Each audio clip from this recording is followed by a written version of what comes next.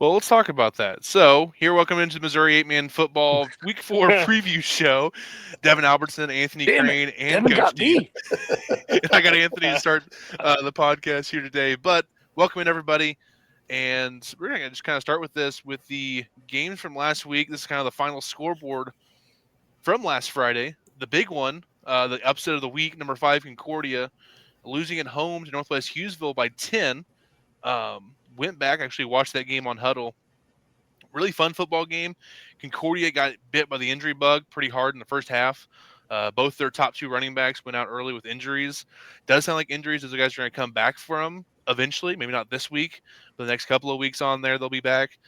So luckily nothing catastrophic on there, but you can definitely tell the difference of those two guys being on the field and off. They're just not as explosive. Drogi really tried to keep it to tough it out. You saw him.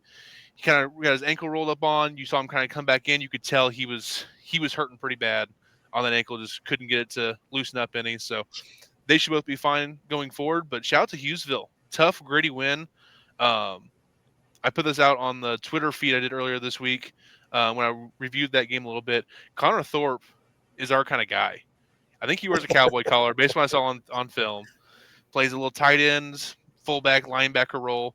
Honestly, his body shape and the way he moves in the field reminds me of Tate Johnson up East Atchison. Kind of the same little body type, deceptively faster than he looks for his size on there. It just makes plays. So they were really fun to watch last week on their big win for Hughesville. The other guys, Palmer played good at quarterback. I thought Nathan Boss, their starting running back, played an exceptional game at outside backer DN for him. He was coming up making some excellent tackles there. So all around, really great effort from Hughesville. What do you guys? I don't know if you guys watched any of that game or had any thoughts on Concordia losing to Hughesville. I gotta be. I don't know a lot about Hughesville. I know where they've been in recent years, and so, we always like to see these teams rebound and become competitive, at least. So, and Concordia have been playing really well, so that's a huge win. Yes. Injuries or not, I'm sure that hurts Concordia a lot Mhm. more than we probably think, but it's still a win for Hughesville. Hughesville kind of has that MO though with Coach Crocker over there is kind of being that dangerous team that you really can't sleep on because they'll kind of sneak up and bite you. And they've kind of done this before in the playoffs where they've had some wins coming in as the underdog and kind of been counted out and they pull out a good win like that. So they have some marquee wins up on their wall over there at Hughesville. And really, last year they went 6-4, only lost to Bramer by 10 last year, held them to 36 points in that loss there.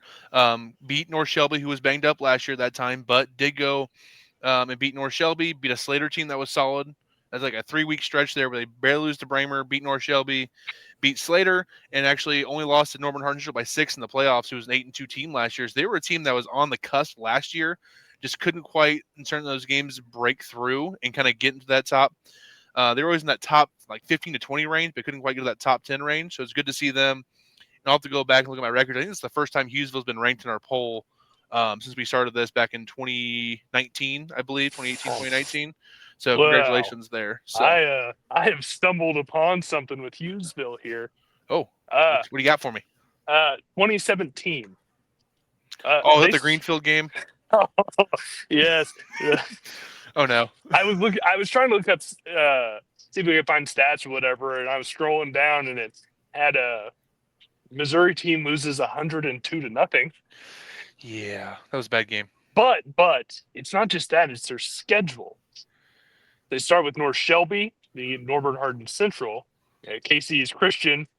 They faced Chilhowie back-to-back weeks. Yep. And improvement. It was 92-44. Rebounded the next week. It was 58-34. So progress. But then you have Osceola. He lost by 60.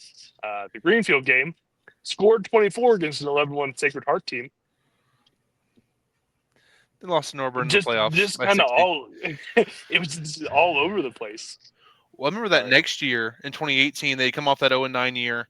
Next year, like they beat KC's Christian and Chilhowie, and then they actually played Northwest Nottoway back when it was North Nottoway, West Nottoway the next year and beat them by 14. And it was like, okay, Nice. That was when they weren't very good either. So it was kind of a way for those crossover games to happen before the 275 GRC crossover games. So, And then he mixed in King City, Warwick. Oh yeah. They play up there. They'll kind of play anywhere. So, yeah, good win for Hughesville. They're on Friday versus Concordia. The other game of kind of mention, other two games I mentioned last week, we'll go to the one that Anthony was at. Again, you're in Pattonsburg, 4-hour games. But Pattonsburg over North Andrew, 74-42.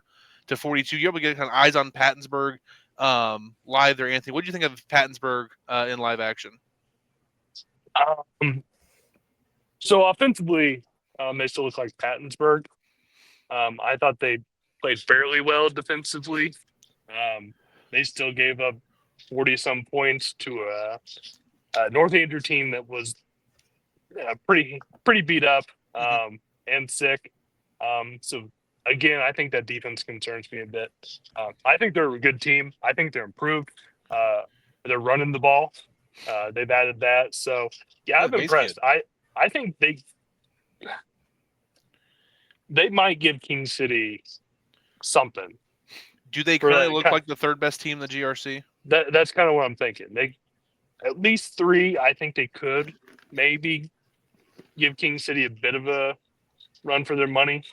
But King City, and Pattonsburg's not small. But I the think Estrada kid's huge up front. Yeah, and that's about it. Yeah. But if you look at King City, it's 3 or 4 guys that are big. So, but North Andrew had kind of the size advantage too. So if they can kind of do that, kind of slow, King City down just enough to still, run their offense. I don't know the quarterback. Forget his name. Apologies. Gage Fortner. Fortner, yeah, because they switched. Yeah. He got injured. I don't know how serious it was. Hopefully it's not too serious. So they'd move Camden back to quarterback. So that would be a bit concerning if that's serious, because I think they were doing a lot of good things. Because I like their receiving core. Yeah, I mean, the receivers there, you have Will Mays, who's running the ball and playing receiver, kind of a dual. Mm-hmm. He's got 370 yards rushing plus 220 receiving on now this year with 11 combined touchdowns from the 2 spots. Gavin Humphrey is a pretty solid receiver, and then we have Griffith out there too. That gives them 3 legitimate options out there. I don't know if Gavin Humphrey would be at the top of my list of receivers I've seen. But man, every time I'm at a Pattonsburg game, he's scoring 70-yard touchdowns. He's got 5 this year with 330 yards receiving. I mean, and again, if Will Mays is your top target on there, and Humphrey and Griffith are your next 2, that's a really good outside. A lot of options. You can't just shade to one side of the field and take a guy away, because then you're leaving one guy one-on-one. Where I think what Platte Valley ran into week 1 when Pattonsburg beat them was, if you're going to cover Mays really tightly, well, guess what? We're going to hit it over the top to the other guy. Or they still did a good screen game there on the sideline to kind of get you going horizontal, and they'll hit you over the top. Except for versus Mound City, because Mound City's like, you know what? We're playing 3 guys deep. Our 2 corners are playing 10 yards off, and our safety is barely in the screen, 25 yards deep, like Greg Williams. You are not going over the top against us. That was fun to watch on film.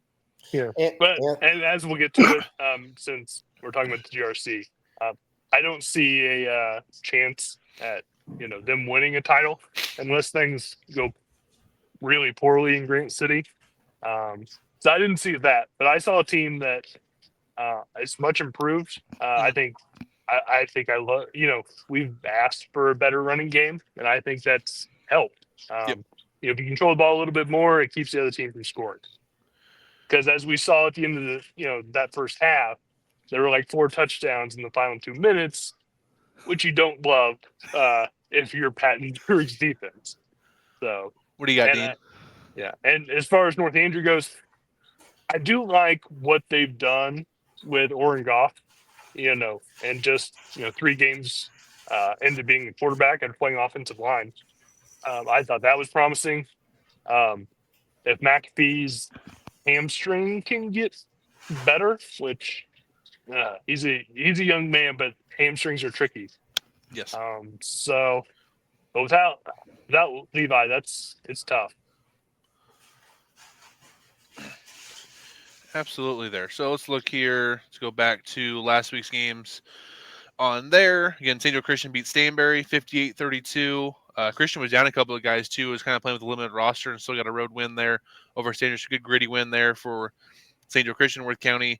Took care of business versus Princeton. And then King City halftime to Albany. And Albany struggling right now, to say the least, after playing Nod Valley and King City in back-to-back weeks. That I saw that. It's the defense is the first play of the game. I've never seen a receiver more open. Was that Ryder? No, nope. It wasn't even him. Yeah. Oh no. So and then it just seemed like they're struggling with figuring out what they need to do on that end. And then offensively, Mercer can't. He's a fantastic running back. But it seems like right now that's all they have, and when that's all you have, and it's easy to focus on, it's just not much he can do. He's the only guy on that roster with over 200 yards from scrimmage so far this year, and it's definitely shows that they're pretty limited right now on offense. They got to get something. Someone else has got to step up at this point to loosen things up for him to even get going a little bit, because you play teams like Nod Valley and King City, they can zero in on one guy and limit him enough, and then things get out of control and they get turnovers and stuff like that. So, and boy, I know King City has their history, and I'm trying not to buy in just yet. But man, they're good. That offense is fun. Like the receivers are great. And Carlson's a stud for a sophomore. And moves pretty well because he looks like a lanky guy that wouldn't run the ball well, but he moves pretty well, and I like the way he throws the ball. And he has some size up front. Ryder Sample, I think, is tops in the state at that position, or somewhere in that top 5 range, probably. So, man, if they can figure it out physically, when you face the problem is they're not really going to face any tough competition until what I'm guessing is the GRC title game at the end of the year. Yeah, looking at King City on there. I mean, even we just talked about Pattonsburg. Pattonsburg's not going to be a team that's going to punch you in the mouth. So you're not going to see that there. They're at a conference with Stewartsville and DeKalb, just kind of luck of the draw with the GRC 275 crossover this year. Albany being down on there. It's just a lot of things are working in their direction where they're going to go probably 8-1, 9-0. It's just how good is 8-1, 9-0 until they get to play someone who's going to punch in the mouth. And we might see that last 3 weeks of the year, because even if North Andrew and St. Joe Christian aren't as talented, they're going to punch you in the mouth. Yeah, and I'm impressed with what Christian's done. Yes, their bounce back over week 1's been impressive. Yeah, so that could be a trickier game for King City but the problem is that it's just Christian doesn't have a lot of size either. So we'll see if they can run the ball. EA I think was probably bigger than Christian, and we saw they put up 40 on a defense that I typically we'd say is pretty good. So we'll see. And who knows with teams, it's hard to tell who's injured, who's got guys coming back. So absolutely. Let's look here. Up there, not much in the 275 conference last week. Mountain City Southholt was close for a half, and then Mountain City pulled in the second half. Platte Valley DeKalb was close for a half. I was talking to you and then also Dean here before the show started. DeKalb runs some good stuff on offense. They have a little bit of speed with their skill guys, but man, they're so small on defense, and they just couldn't stop anybody. I mean, the Lucky Ferry for Platte Valley averaged like 20 yards a carry on like 8 carries because he got to forget the ball. He was running over somebody that running wild on there. But DeKalb fought well, and they did a good job of limiting possession, especially in the first half. They went on a couple long drives and ate some clock and did the things you got to do as a team that's less talented than the other team to kind of keep it close. But Platte Valley was never really in danger of that game. There was like DeKalb just stuck around, which is great because DeKalb, I think it's good for them. They're young guys to kind of get that taste of close games there for a while, and they're going to be solid. The Matthews kid looks solid. He's still a freshman. You can still see there's some growing pains, but he's still fun to watch run the ball, though, even as a freshman behind a not very big offensive line. Dean, what do you do in that situation? When you go, if you go into a game where that team, what could DeKalb have done defensively with the size difference? Oh, God bless Coach Warlow up there. Because I mean, you guys have been saying DeCap's small, and I finally got eyes on it this week, and I mean, and he's. I mean, those kids play though. They're out there playing like they think they got a legit shot at competing, and coach is continually week after week trying to put him in the best situation that he can. And football is a game of size. So You're really avoiding my question. I honestly think Coach Wardlow is doing about the best that you can do, given the size differential that he sees most weeks. What Anthony wants to hear is you blitz all 8 every play and hope for the best.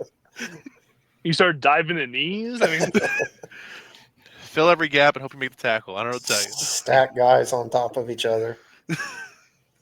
And, like, I watched the Platte Valley DeKalb game, and Andy Madsen's bigger than I am for Platte Valley, and he just towers over DeKalb. Like, we're not trying to pick on DeKalb. They're just not very big. There are literally some junior high teams I've seen that have the same size kids. I mean, they just haven't had much size go through there recently. But those kids fight hard. Blake Norton kind of playing a little bit of running back for him this year. He's a all-state sprinter there in the 400-meter dash for DeKalb on there. You saw the Matthews kid. Kyle Funk has kind of moved from a slot receiver. He played some quarterback this week. If I with him, so it was nice. If I were an AD, at a small 8-man Class 1 school, Taylor would be one of the first people I call. Like, that's you can look at the win-loss record, but what he's done, how he gets those kids that do come out, the way he gets them to play, he gets most out of them. There's not a lot of quitting at DeKalb. Yeah. And that's impressive. Yeah. Very. The game that I was at this past week was over in Wellington. They played LeBlanc. Coach Dean and I took the Eagles. It was 30-0 Tigers after the first quarter. And I'll tell you what, Wellington responded from that loss in week 2 to Norburn, Hardin Central, about as well as a team can respond to a loss like that. They came out. I thought Holder kid at running back ran extremely hard. He was running with a purpose. I thought Hampton was on point with his passes. I thought Kolkmeyer and Best at a receiver played really well. And on defense, they were flying around making plays on there. They were a team that was definitely felt like they had something to prove, I think, after week 2, that they were a better team than that and came out and played extremely well. I was really happy to see the way they bounced back on there. And we'll talk about them here going into week 4, another opportunity for them to prove themselves again, this time on the road. But it's a huge win for Wellington and kind of, I think, got people back a little bit to their side after losing Norburn Hardin Central. You could see how the wheels could fall off after a tough loss like that, but they bounced back and played really well. Mm-hmm. Yeah, total shout out to them. Egg on my face. Another bulletin board material week. So sorry, Wellington, you're not going to get that from me anymore going forward. You used it very well, though. Huh. Is this where I say I was right? Yeah, you could say that. No, the team they played this week, I texted Coach Davis and told him, while I always root for my predictions, I'm always rooting for him. Exactly. And so I don't, you don't like seeing that guy lose. Another game that was interesting that came down to the fourth quarter, St. Paul Lutheran hosting North Shelby. North Shelby comes away with a 44-40 win. I think Gannon Bowen had gassed. 6 touchdowns, 5 rushing and 1 passing there in the fourth quarter to TJ Belt for the go-ahead win with touchdown with 4.5 to go. But man, every week feels like it's tough for North Shelby to squeak out wins. It was last week versus Sweet Springs, this past week versus St. Paul Lutheran. Both teams that had kind of struggled versus other teams to start the year, and haven't been able to pull away from these teams. It feels like it's kind of the same recipe on here. Again, North Shelby, second-ranked rush offense right now in the state, but I believe they have the worst-ranked pass defense and a bottom 10 total defense right now, just giving up a ton of yards every game here, and just they haven't been as dominant as we kind of expected to start this year. Even though they're 3-0, there's been some kinks in the armor showing. I think they're more. Yeah, I mean, I think maybe they're more what we originally thought. I think the way it started, it was like, okay, maybe. And to me, it just seems like they're a team that's gassed. And maybe it's not, when you're relying on one person to really kind of do what he has to do, boy, it's tough. And like you said, you can see defensively how offensively that affects him. Or Yeah. whatever. You know what I'm trying to say is what he's doing on offense is end up hurting the defense too. It's tough when you're having 23 carries a game in games you have to win here, or you feel like you have to ride him to win games here. 69 carries for 812 yards and 14 rushing touchdowns already this year, averaging almost 12 yards a carry and almost 1,000 yards from scrimmage through 3 games. He's going full Cole Metzger right now, is what's happening for North Shelby. It's really fun to watch. I was able to watch this game because St. Paul puts their huddle behind a paywall, and I'm not paying $10 to watch it. Sorry, CJ. No, it's Gifford. I'm not Way to doing that. support the program, Yes. Devin. I'm not doing that. Sorry. I'm not gonna pay $10. I'll watch everyone else settle for free. I'll watch your road games, I guess. But I Must be get why I don't. That's all why their I don't money's get going film back to from their them athletic anymore. department, so I get it. All the money's going back to Gifford's salary, so it's understandable. Yeah. But I wasn't able to watch that game. But I think it was pretty much a carbon copy of the Sweet Springs game on there. Kind of struggled defensively, stopped the pass versus St. Paul compared to the run versus Sweet Springs, and you got to cover a lot of ground when you're playing St. Paul in pass coverage. I'm sure that put extra miles on Bone as well, playing pass coverage and trying to take away the middle of the field there. It's a lot of work to do on there. Well, they got a good coaching staff over there at North Shelby. Yes. So I wonder a little bit if it's just the translation from 11-man defense to 8-man defense. And eventually, coach will kind of get dialed in a little bit to the differences between the two styles of play.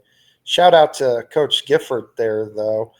He's kind of been saying this year that he has a team that he thinks could do some things. And this might be a kind of a turning point in their season where they start realizing that they can keep up with, a ranked top opponent there. Yeah, absolutely. Boy, and it's Fucking around. it does not get easier for North Shelby.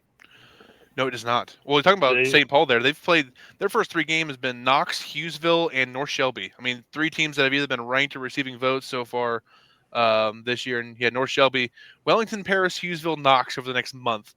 We'll know a lot about North Shelby by the time we get to 14-3 is their combined record.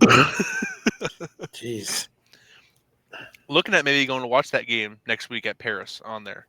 If I Yeah. can swing that, because haven't been to Paris yet. I kind of want to get eyes on them in person because they're playing Northland this week, so they'll be 4-0 going into that game versus North Shelby. North Shelby either 4-0 or 3-1. Could be a fun one. Spoiler alert. I know, but sorry. We were all on pins and needles about your pick for that game. Yeah, I know. So let's see here. That was a good one. Other than that, Northland Christian beating Cornerstone. Northland's first win of the year. Coach G and I got that one right. That's why we finished. That's why I finished tied with Anthony this week in picks, 20-2 for both of us. Coach D 19-2, as we let him abstain from all Drexel games on here. And speaking of Drexel, that game didn't end until almost midnight because it was 82-60 on there against Appleton City. I believe Cash Anderson's final line was 24 carries for 350 yards and either 5 or 6 touchdowns. I forget. On there, they ran for 480 yards. On there, haven't seen Drexel stats, but yeah, Appleton with a win over Drexel. But man, it took a lot of offense and a lot of extra time to get there. That's bad.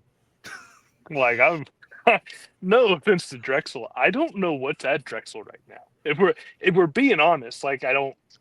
It's It's a the Nichols depleted kid. team. It's Eastwood. It's younger Dayringer. Like and that's, But I mean, that's what their offensive weapons are. Yeah. Liberal wins another close one. Yep. In 8-man football, I think they have a Really? 2-point margin in the last couple games. Lost by 2, win by 2, win by 6, and they were up big in that game. And Osceola came screaming back in the fourth quarter. There was a running clock to start the fourth quarter, and Osceola lost by 6. Jeez. They tied the game up, I believe. Liberal had to score late in that game to win the game on there. So Coach Duha can't have a relaxing Friday ever down there in Liberal. Also, Liberal starting a new tradition on there. They have big train horns in the press box now. Every time they score a touchdown, you see all their kids on their sideline and Coach Zuha doing this, and I'm like, I was watching the game on mute for the first half, and every time they scored, they're all doing this. I'm like, I don't know what's happening. Turn the mute off, and all of a sudden, you hear, they brought a train horn to the stadium, so that was kind of cool, kind of fun. I love seeing the kids be excited about it. That was kind of the best part there, having the kids get excited about it and having them kind of buy into those other things. It's always kind of fun. They're going to remember that forever, too. I remember that game where we have the train horn going off there. It's just going to be kind of fun for them. Jasper Lockwood. Archie took care of Ridge Hill. The other one, the high-scoring affair that happened way down south. Greenfield 104, New Heights 62. And I was getting text updates from this game from one of my contacts down there in Greenfield. And at one point, he kept texting me updates faster than I could read them on air. And he's like, this is ridiculous. I looked back at the box score. There were 6 kickoff returns for touchdowns in the second half, 2 by Greenfield and 4 by New Heights. So every time they score a touchdown, they kick off and then straight back the other way. And then there was one sequence where it was kickoff return touchdown for New Heights, Greenfield return touchdown, then New Heights return touchdown. And like 20 seconds came off the clock, and there was 20 points in the scoreboard combined on there. And I'm like, this had to be the longest game. And both teams, as Coach Pike from the former DeKalb coach put on Facebook, special teams getting some work this week because tackle somebody and kick it out of bounds, squib kick it. I don't know, do something for that one. But a lot of scores there. I think the McGuire kid for Greenfield had 7 total touchdowns in that game. His older brother actually started at Lockwood, and then last year they moved to Greenfield, so he could have been another weapon on there for Lockwood. Yeah, it would have been nice. I'm sure Lockwood would have loved to have him for another year. Yeah, Nash was good. Nash was a good player there for Lockwood. He was at that game that we went down there and covered Lockwood Drexel when Coach Dean was still there, and it was Jacob Coffey versus Lockwood, and that game took forever because it was a high-scoring game. I got roasted for 2 years about that game. I mean, it's still coming up now. It's 4 years later, whatever it is. When was that game? That was 22. We don't need to go there again. 86-57, and it felt more. We don't need to go there again. Was that really 3 years ago? It was 2022. Woo. Woo. What time did we leave? 11? Oh, it was so late. Because Lockwood threw like every down, and Drexel's like, well, Coffee, touchdown. He had to keep scoring with them. They kept scoring on the all that praise I give Dean for his defense. You guys came all that way. I wanted to give you a show. Well, we got a show on that one. Let's talk about week 4 instead of 2002. Well, I was thinking about 2021 actually. No, we were talking about Lockwood, and that reminded me of the Jasper game. Yeah, that banger. That's the game I wasn't able to go to because I was at a rehearsal dinner for my buddy's wedding, so I wasn't able to go down there. I just kept seeing Twitter updates from Anthony. I had FOMO. I'm like, I'm missing a really fun game down there at Lockwood Jasper on that beautiful field in Lockwood. I just had to hear about it for like a year about how nice Lockwood's field was from Anthony. I didn't get to see it in person. But yeah. Oh, they also get a great sunset down there too. Yes. So let's see here. Week 4 on here. Starting with Platte Valley, Rockport. I think that they have the athleticism and the size, unlike what we were talking about with DeKalb. So, we saw kind of what Pattonsburg did to them with their athleticism. So that's going to be a real issue for Platte Valley that I think while they're big and physical, they don't have the horses to keep up with the guys on the outside. Like the vibes and the star power of Rockport. So I'm going to take Rockport too, but don't be surprised if this game is close. I think Platte Valley can score a little bit with Rockport. I don't think they can stop Rockport is the problem on here. This might be one of those 60-28 games, 58-28 games where Platte Valley kind of sticks around, can bleed some clock, but Rockport will get a couple stops here or there because they do have some between Ryder Heron up front and the Gebhardt's kid. And Tayden Cook's playing a really good middle linebacker for Rockport right now. I think they have enough stuff on defense to limit Platte Valley enough, get a couple stops, and then eventually pull away from Platte Valley. But don't be surprised if Platte Valley they've improved quite a bit the last couple of weeks after that loss to Pattonsburg week 1. I think they're a little bit better than I think we're maybe giving them credit for. I think we kind of after that week 1 loss kind of cast Boy, them I to the don't side. know. I mean, you're talking about 26 to Worth County. Princeton got 6, and then you shut out EA. Like I don't know where you're getting the 28 for Platte Valley. We'll see. Fine, 24. 4 touchdowns, no 2-point conversions. Maybe that's how we do this. And when it's one of those weeks where we have the same picks, we'll just start picking against the spread. There we go. Speaking of that, Lockwood Greenfield. I'll take the Tigers in this one. Yeah, I think that one's similar to their week 2 matchup where it was 58-8 or whatever. Yeah, that was a struggle. Lockwood. Did you guys see Greenfield's helmets for this year, though? I don't think so. Let me get this pulled up here. So that's their helmets for this year. I've always liked that. Cat coming at you. Yeah. I like the cat. So yeah, that got sent to me this week by our friends there at Missouri Helmet Project. So yeah, just wanted to share that real quick. So it was a sweet looking lid on there. So we got Lockwood Greenfield. I think we're all 3 taking Lockwood in that one. Number 3, Archie at Osceola. Archie. Yeah, give me Archie in that one. Glad to see Osceola though having some 2 out of 3 wins ain't bad for them. Yeah, they played all right this year, but it just the schedule gets a little tougher here. Yeah. After that Jasper New Heights Liberal start, you got Archie, Lockwood, Appleton the next 3 weeks.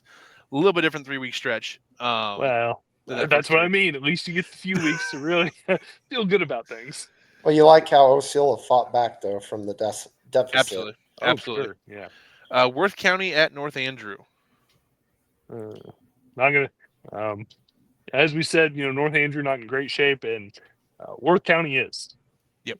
So I think this is a halftime game for Worth County. One of those where they really turn it on quick, and you turn around, the game's over, and it's halftime of your game. I'll go Worth County as well. Yeah, Worth County for all 3 of us.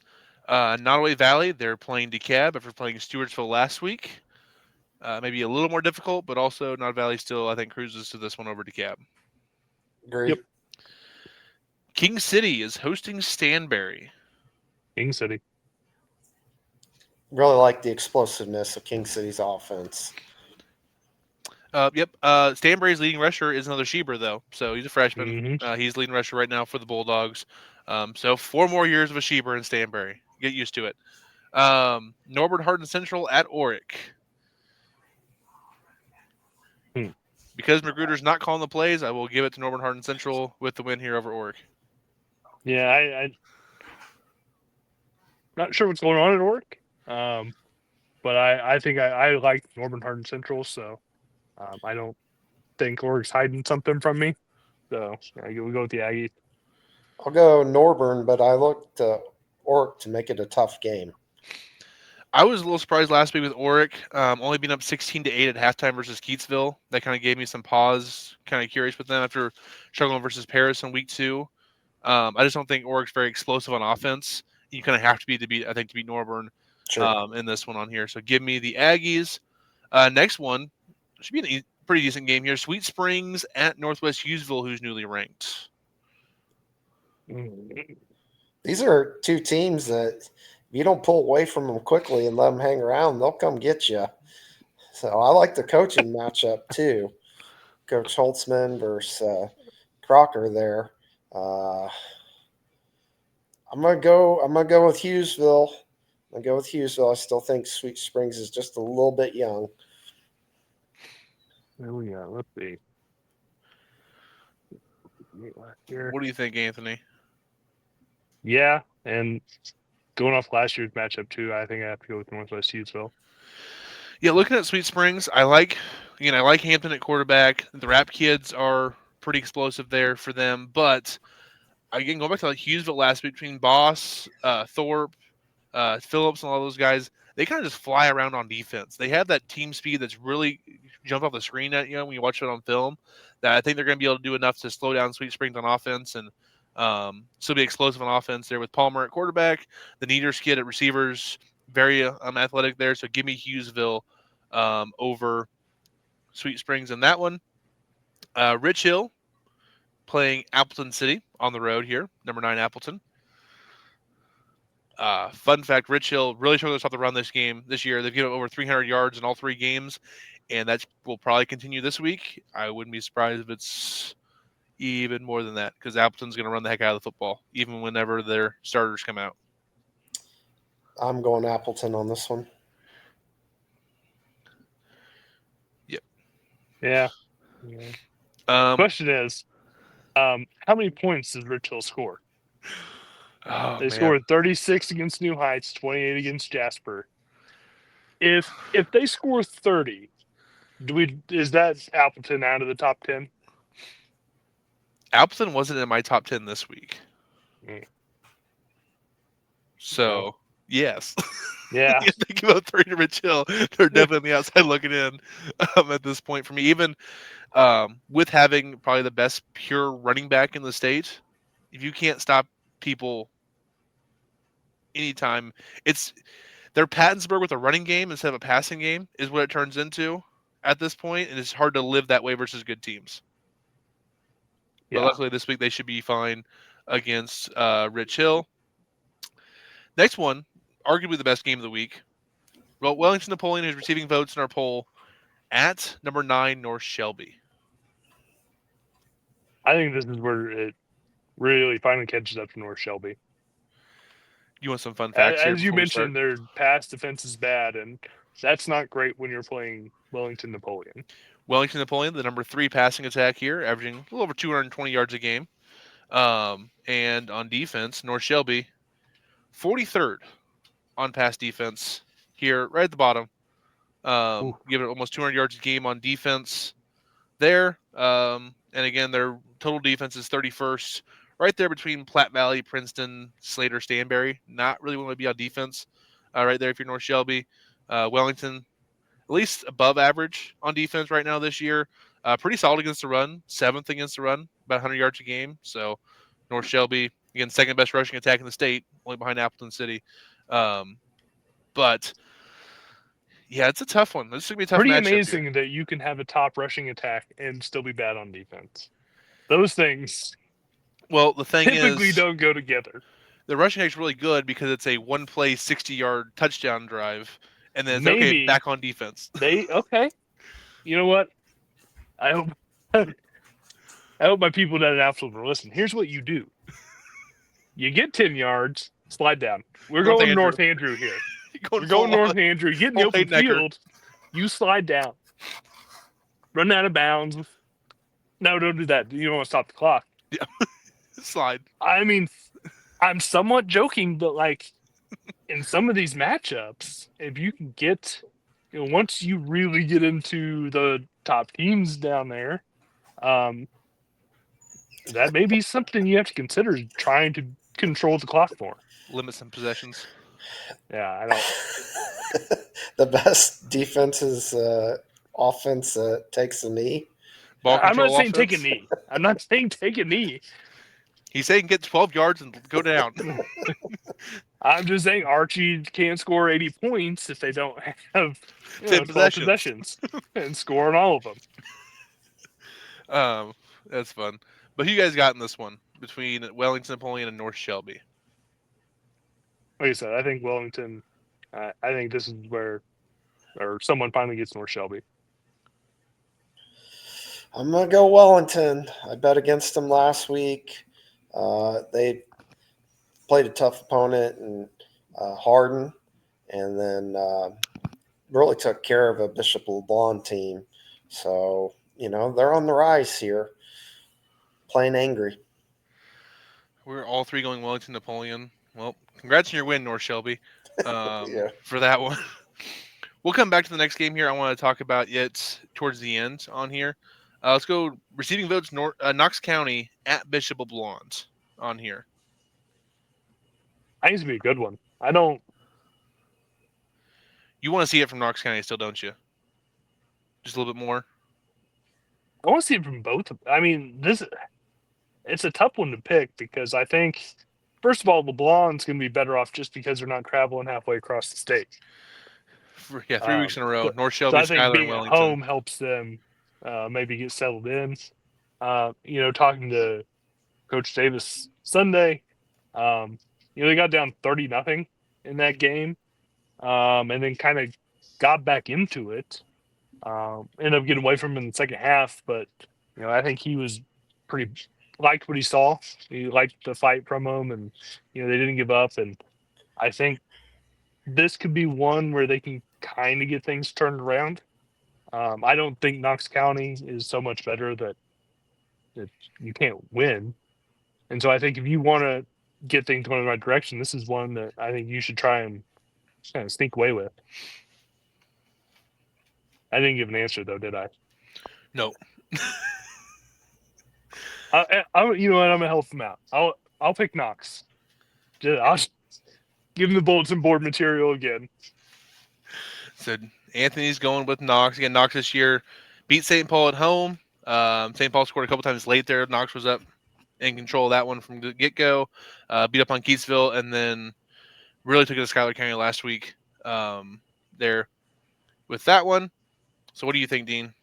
I think I've seen just a little bit more from Knox with that St. Paul win than I have seen thus far from LeBlanc. And shout out to Coach Vinoy over there at Knox. They're kind of been a team that's been kind of hanging around, and maybe this is their year to make a move. And I think you get a quality win over LeBlanc here that really kind of helps catapult that. Yeah, and I posted on Facebook and Twitter this week here just some of the highlights from Cooper Clare's game there against Schuyler County. He only had 6 carries and had 5 touchdowns, and then they pretty much stopped running him the ball. They're like, okay, we're good. Like, I didn't realize it when I was watching the film on there. I'm like, oh, they're kind of moving the ball here. Oh, there goes Cooper Clare for a long touchdown.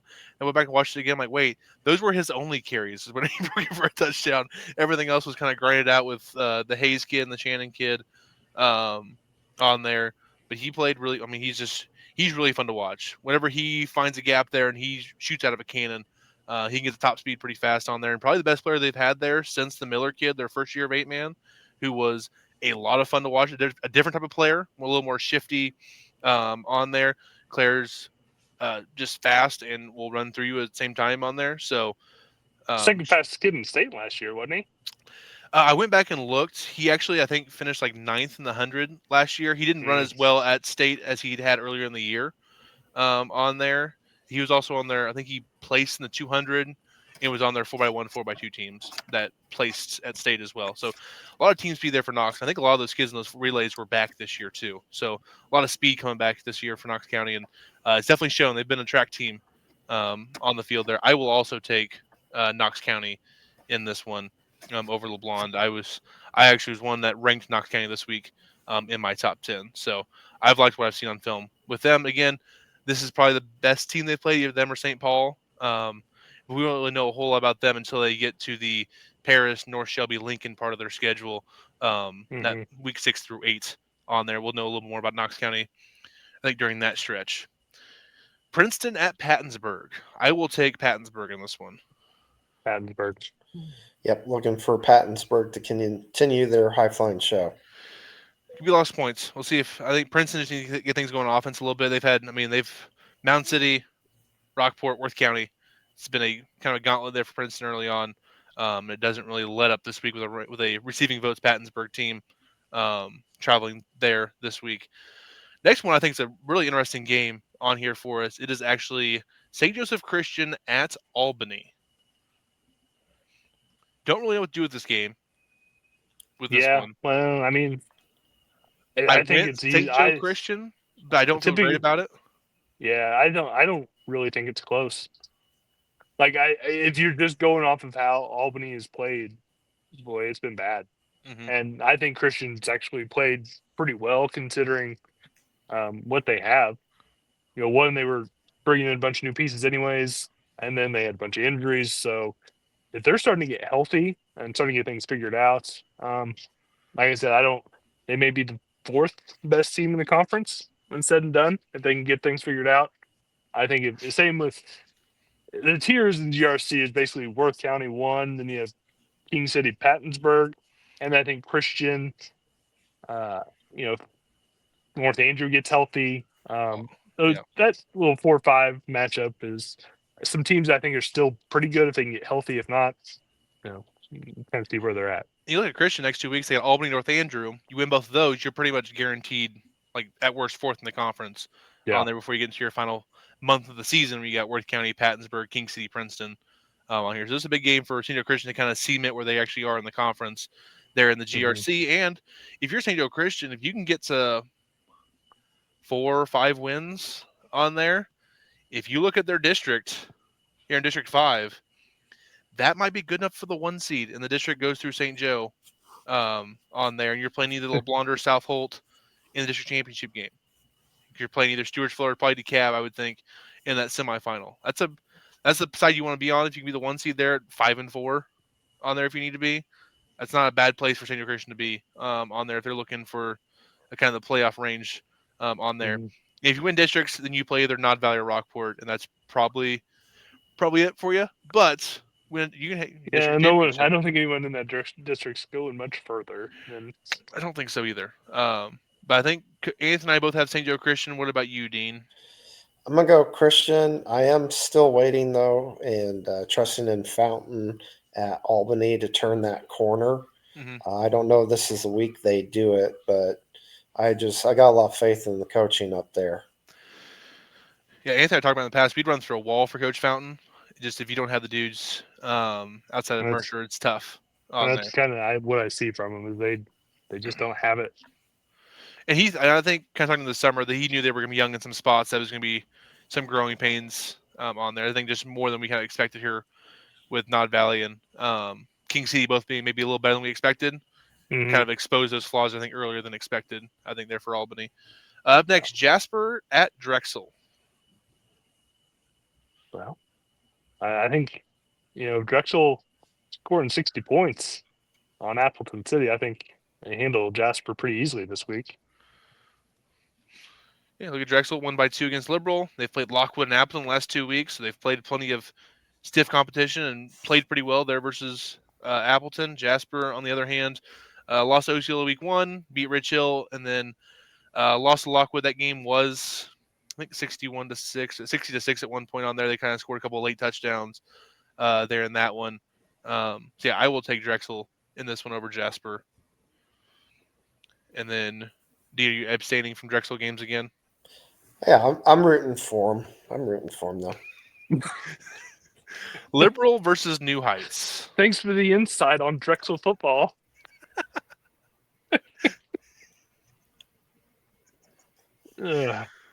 Liberal, Beeman, good year so far. Almost 800 yards, a little over 800 yards from scrimmage and 13 touchdowns to the first 3 games. He's been really good. He ran the ball really well versus OSU. Kind of the best I've ever seen him tote the rock there for Liberal. On there, again, as Coach Dean said earlier, lost by 2, win by 2, win by 6. I have a +2 per game average on the winning there. Is that the same Beeman? Yeah, he's a third-year starter now for him. He started as a sophomore because they had those 2 receivers who played in the All-Star game. They were both pretty good. Bott and another one with a B. Can't remember what it was now. Luke Bott and another kid that were both really good there at the All-Star game. That's going to bug me now. Yep, me too. But they were fun to watch at the All-Star game. They've kind of had to revamp a little bit. But Dingman and I think it's Susnick on there have been pretty good receivers for him this year. And Swarms have all been kind of the go-to guys on the outside for him this year. Made some really nice catches on the outside for him. And between Beeman and Miller running the ball, Liberals had a pretty good offense with this. New Heights, on the other hand, completely different than last year. Last year, with their quarterback, they were airing the ball out everywhere with Decker. This year, they're running the crap out of the football. 250 yards per game. They've kind of revamped the offense completely. Crowenwet and Williams have been their 2 guys running the ball, and Williams is the one last week had the 4 kickoff return touchdowns. He had all 4 of them for New Heights last week, which is why he has 11 touchdowns this year, because he has 4 in the return game this year for the Cougars there at New Heights. So what do you guys think here between New Heights and Liberal? I'm going to take a trainless air horn Zuha to win this game. Of course, I gotta go with Zuha too. Yep, absolutely. I think we finally bullied him into getting the red Yoggers on there, so I think he's actually officially going to get them. Did you see that vertical? My guy's got some hops. Yeah, he does. On there. Next one, I already broke. Not everyone has to tear their Achilles. Why? Why do why do you insist on bringing up the worst moments in my life? There we go. Because I love you. He gets moved. He gets moved to the back of the line now. I put him in the third spot. He was up the 2 spot for he ruined it.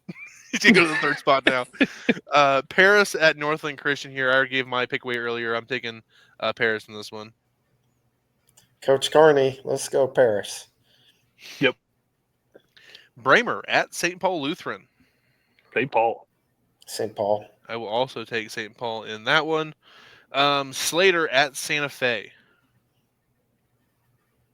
Barn Burner. I'm going to go Slater. So look at Santa Fe. Ethan there at quarterback has been their top guy. Willsley is probably their best player on there. Hasn't really been got going so far this year, especially versus Hughesville and Norburn. They both kind of shut down their offense a bit there. Slater, on the other hand, Claysing is their quarterback and kind of a pretty elusive kid on there. That's why I think he's kind of the best player on the field. So I'll take Slater because of the Claysing kid on there. But and they played pretty well versus Sweet Springs last week. They kind of were able to score with Sweet Springs a little bit, so it gives me a little more trust in Slater this week. You're going with Slater as well? Yep. Do it.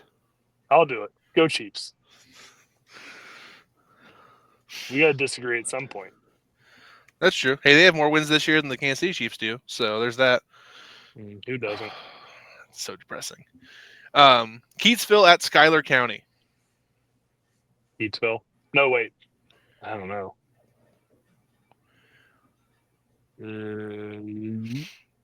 Just want to remind, let's see here. Let's look at Keatsville so far this year. They have scored 1 touchdown through 3 games, playing Paris, Knox, and Oric on here. You know, everybody go Schuyler County. It's been a struggle for offensively for Keatsville this year. It's not Slater. Schuyler averaging 14 points a game, so not much better, but a little bit better. My kind of game. I'm going with Schuyler County. All right, we're all going with the Rams in that one over Keatsville. Last 2 games in the 275. East Atchison at South Holtz. Is everyone back for EA? Johnson should be back this week after serving a suspension last week versus Rockport on there. Should be back, and I think he's going to play really well this week. So I think he's got pent up anger from a week of having to sit and watch from the sideline. With that, really still not sure what to do with South Holt right now. Just super young, and all their skill guys on there. So give me EA, but I think it'd be a fun game though. No one's going to pull away from each other in this one. I don't think it's going to be kind of a rock fight for 4 quarters. I don't think you would enjoy this game. No, probably not. It's going to be very similar to the EA North Andrew game from week 1. We're watching paint dry for 4 quarters. Give me South Holt. Just be different. Okay, so we got a South Holt pick. I don't feel great about it, but I'm going to go with South Holt. There we go. So I'll go with EA. You guys got South Holt. There we go. We all have a little bit different picks this week, at least. With this one, at least 1 or 2 games. Mountain City at Stewartsville. I'll take Panthers. I'm kind of waiting for Stewartsville to figure it out. I don't know what's going on exactly, health-wise, and who's playing still. But they've been kind of disappointing, if we're being honest, considering kind of the new coaching staff they really liked, some of the guys ever bring them back. But yeah, it's hard to pick them right now. You're going to be with Mountain City. Okay, so we all got Mountain City in that one. So last game here, the game I'll be calling, Concordia at Lincoln. Lincoln. Ooh. If Concordia were healthy, it would be probably different. But if you're down your top two running backs, and Lincoln seems to be playing pretty well since moving down, so I think it goes better with them right now just because of the health. What do you got, Coach Dean? Well, I'm gonna go with Concordia because they've had the history behind them, and they've had players that have played in these games, and Lincoln's still kind of new to 8-man, so give them the edge there for the experience. Even hurts. Yeah, this is the one I've been wrestling with on here because I'm really not sure which way I'm leaning on here. Kind of like Anthony said, if Concordia was a little healthy, if they had either Drogi or Haas on here, I would be more willing to go all in on them there. I did like the way that Nephi Hahn ran the ball there towards the end of the game for Concordia. I thought he played really well and kind of the toughest I've seen him run the ball there for Concordia, and kind of maybe unlock something new in their offense going forward when those guys do come back. That team has to respect that option with him keeping the ball a little bit more going forward there with it. The other guys think step up, and I think I always kind of talk about this too. It's a lot different for a coach and for a team having one of your best players go down during the game, like in the first quarter, compared to having all week to prep for it and to plan and game plan around missing that guy on there. So I think this could be a situation where they can do that. And with Lincoln, again, watch them on film. Their one game they've played so far, really explosive. Love the way they played there. Their D linemen were very active on there, but it was against Bramer, who's very much down this year. So it's kind of one of the deals where they're a really unknown commodity at this point. I'm really not sure what to do with them at this point. I'll go with the home team. I don't like the pick, but I'm going to do it anyways. I'll go with Lincoln, but I think it's going to be a really fun football game down there. Also, I think I'm going to Lincoln hat, so add that to the connection, to the collection on there. With that, they've heard through the grapevine that I collect hats. Real journalist. Real journalist can be bought with hats from new teams on there as we go. So again, this week's a lot more fun. I think than last week on there. A lot more games that could go either way. A little bit less of a disparity in a lot of these games on here. So, well, it's a tough rest of the season for Lincoln. There's not a lot, they have a good schedule. New Heights is probably the worst team they play the rest of the way. Yeah, I'll get their schedule pulled up here so everyone can kind of see what we're talking about on here. Yeah, Concordia, then at Norburn Hardin Central next week, New Heights, then versus Paris, at Knox, at LeBlanc. There's no cakewalks in there the rest of the way for them. So, and they are in District 2 with Archie and Appleton come playoff time there. So they want to rack up some wins here and maybe fight for that possible 2 seed instead of having to go to Appleton. Maybe they get a host Appleton on there as an option as they go. So it should be interesting to kind of see what kind of happens down there. Again, Riley Sanders and Dawson, I think it's Parrott down there for Lincoln, are the 2 guys that I saw on film that were most explosive. Again, Dawson, 9 touches, 7 touchdowns, 22 yards a touch. That'll play. No matter who the opponent is, that's impressive there, and it looked like it there on film as we go. And again, Concordia losing these 2 guys possibly for this week. That's again, I don't have the Hughesville stats. Yeah, I do have the Hughesville stats up there for these guys, but missing those 2 guys, that's a good chunk of your offense and explosiveness that they're going to miss. And not just on offense, Lane Haas is one of the best defensive backs coming down and filling the alley in 8-man. He's super explosive on defense. He can almost pop off more on defense than he does on offense. He's a really good offensive player there for Concordia. So we'll see. But again, I trust that staff to kind of figure things out with a week to game plan. And after this Lincoln game, I think they're going to roll for the next month, possibly there. Then have a chance for the I-70 championship versus Wellington in week 9. Should be a lot of fun there for Concordia. And again, a lot of these teams realize when you have deep playoff aspirations, some of these games in week 3, 4, 5 don't mean as much on there as long as you're healthy for the districts on there and have your dudes going full strength there into playoff action. So we shall see. And again, real quick, let's look at the kind of standings. Mainly the district standings is kind of the most important thing for a lot of these teams. Lockwood looked like the favorite in District 1. Lincoln right now is sitting at the 1 seed in District 2 with Archie and Appleton on there. Still a lot of games to be played there. Pattonsburg, King City, Worth County, the top of District 7. Paris, Knox, North Shelby are the trifecta in District 8. Hughesville has the inside track for the 1 seed District 3 after beating Concordia last week. A huge win in district seeding for them on there. They're probably inside track. They beat Sweet Springs this week. They're probably the 1 seed there in District 3. So everything goes through Hughesville. And then Norman Hartington, same thing with beating Wellington back in week 2. They got the inside track here for the 1 seed. St. Joe Christian, LeBlanc, South Holt, all probably fighting for that 5 seed, that 1 seed in District 5. And then Knob Valley Rockport will be a week 8 matchup for that, for not only for the conference title, but also for home field in District 6. So just kind of quick recap there.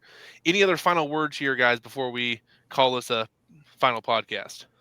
Yeah, this week I talked to a few coaches that are concerned that their seats are getting a little hot. And, I'd urge parents to, I think most of these coaches in Missouri 8-man football are really good guys that are just pouring their hearts out for these kids. Mm-hmm. And I know there's some bad guys out there, but let's give these guys a chance to get into the season and figure some things out before we start saying people need to lose jobs. Yeah. Devin and I will do that. And we've talked about this in the past. A lot of these coaches, just your pool of talent is very limited on there. So you can only do so much with what you have. You have this mold of clay on here, and some coaches have a lot more clay to deal with than others on there. So you might lose to a team. Parents are like, why did we lose to them? Well, they have an extra like 4 or 5 pieces that we don't have at this point. Or, hey, on offense, we have 2 guys we can really trust to do anything on there. They have 5 on there. They can rotate guys in. They have more options, a lot more things to stop. Like, there's a lot more that goes into it that's very difficult. And with that, so there's every team's at a little bit different stage right now in this the process of their program on there. It takes a little bit of time. And again, most of these coaches that I've talked to on here are doing everything possible to scheme on there, watching way too much film, spending time away from their family to watch film to try to get everything ready for these, and putting it all on 15 to 18-year-old kids to perform well on a Friday night. Kids aren't going to perform the same every week on there. They might have had a bad math test because math teachers are mean. They might have broke up with their girlfriends. They might be fighting at home with their parents. Like, a lot of things happen to these kids that are outside of everyone else's control, and to have them consistently perform well on Friday nights not easy for coaches to get there. That's a good job to motivate, but doesn't always work on there as well. So, yeah, that's all I got for it. Wow, this is who I want to fire this week. Man. No. I think it's going to be fun next few weeks, though. We already had one coaching change already this year, so. Yeah. But, yeah, we got next fun few matchups coming up in the next few weeks. We started sorting some things out. Especially, I think, the 275. I'm excited for some of those matchups. We'll see where Platte Valley is in that this week, but, the Nottoway Valley matchup, I think that's still a ways away, but kind of excited for what we're going to see the next few weeks. I mean, even next week, like a Platte Valley Mound City game, that could be fun. Yeah. That could be a game that can kind of decide things in the conference there a little bit on the middle part of that conference. We'll see how Platte Valley kind of gets out of that Rockport game on there. Just kind of see where they're kind of at with that. Lincoln Norburn Hartsville next week. North Shelby Paris. Some fun games kind of happen. North Andrew Christian is next week as well. So there's some fun games happening next week as well. Then going into the rest of the year, I think week 8 is kind of the week that has the most really good matchups. I think like the top end. Yeah, Lincoln Knox, which is a decent game. Appleton Lockwood, Rockport Nottoway Valley, and I think Worth County Pattonsburg on there as well. So a lot of fun games there in that week 8. I wish some of those games had been last week on there, but it's kind of fun how that works out with the schedule each and every year. So one last thing before we get out of here, I want to shout out to the coaches real quick on there. I always keep track of the stats on here, and I kind of always keep track in the bottom of my last page here, teams who have posted stats and who haven't. 90% for the first 2 weeks, and we're at 88%. There's a couple of coaches that will give me their stats by today or tomorrow on there, supposed for Monday, posted on Friday morning. But having this right here, 90% reported for the first couple of weeks, really nice to have on there for the kids and get recognized there on Friday morning when I post those stats, and get as many of those kids as possible in that pool of players is really good to have there. So thanks, shout out to all the coaches. I think 39 of the 43 teams have at least posted something to the first 3 weeks there. So I appreciate you guys. Well, who are the four we're firing? Well, Bramer already done. All right. Drexel and then South Holt and Stewartsville, the other two who haven't. So South Holt. Peterson fired. Peterson hasn't posted stats since Metzger went down last year. And I haven't asked him about it because I think it's a sore subject with that, and he had other things going on too. So again, a lot of these guys have families and stuff like that, so a lot of them have their assistants do it, or like, hey, put it on with someone else. And again, appreciate you guys for posting the stats so we can get those kids recognized there on Friday as we go. So thank you guys. So Anthony, you want to get us out of here with something? Anything? TV sign off. TV sign off here. Chuck Davis podcast coming out soon. Oh, that'd be good. I've not listened. I just now saw on Facebook your one with Schoonover from like 3 weeks ago on there, because for some my Facebook algorithm is so messed up. I see posts from like old stuff but not new things. I hate it. Shout out to him because we had to do that twice. Oh, so because they have it set up to where we have a camera on both of us and a camera on him, and we're using wireless mics. You don't really know. You see that the levels are working, but they were also not working because whatever they were. All I heard was a bunch of static and all that, and so shout out to him for coming back and doing that again too. Yep, he said those kids played well down there at Christian. They're playing hard and physical there. So shout out to Coach Schoonover and Chuck. No matter how much Alice and I talked to him, I learned something new. Yep, absolutely. Chuck's a good dude. Good staff too on there with Miles and Coach Tabor. Never can mic up Coach Tabor. We talked about that. Miles, Coach Tabor. No offense to Coach Tabor. Miles is probably my favorite assistant. He's just a hard guy not to love. And it's what he does too for that program. Yes. It's easier when you get to be the OC, you get to coach your son. But when you're Miles and you're doing the kind of the grunt work, just for the student, that's pretty cool. Use that grind, being a baseball coach. Use that grind. Oh God. Real tough being outside in the spring, isn't it? Very tough. It's hot.